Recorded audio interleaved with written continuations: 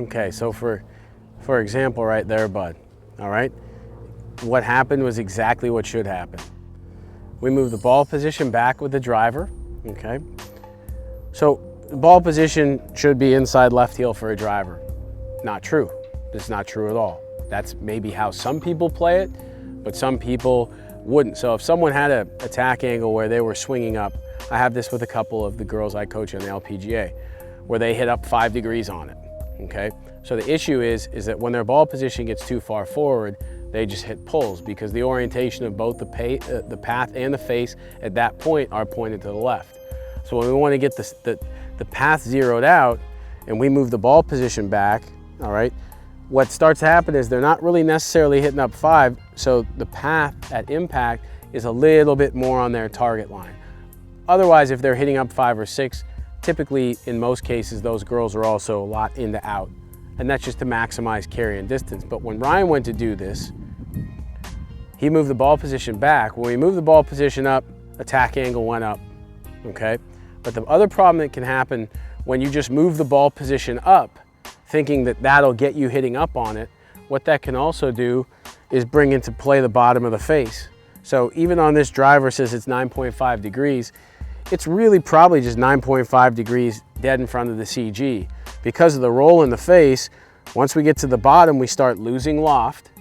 And once we get to the top, we start adding loft. So what we're talking about is we're definitely adding loft, which is going to give us a higher vertical launch. That's why a 9.5 degree driver, one of the aspects of what's measured is high on the face. That vertical launch could be up to 14 degrees.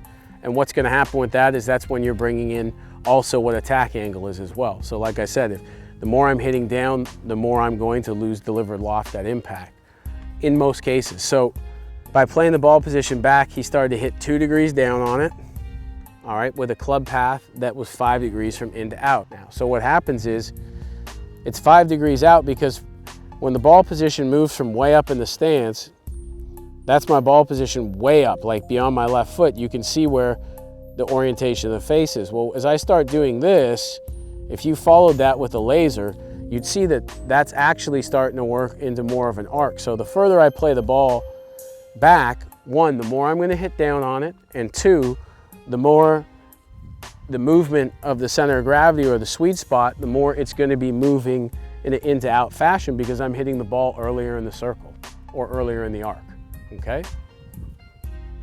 So when you have someone who typically comes, like a slicer for example, sometimes it's a good feel to get them to get the ball position way back so that they can learn from there. They're looking at a ball that's back there. They're not going to do this to go and hit it.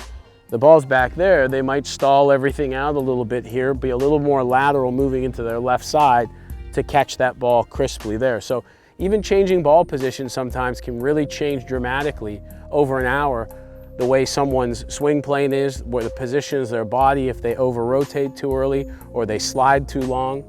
So I've seen hundreds of different things that can work on this that I don't think would have been possible without using it. Okay, let's do that again, Corby.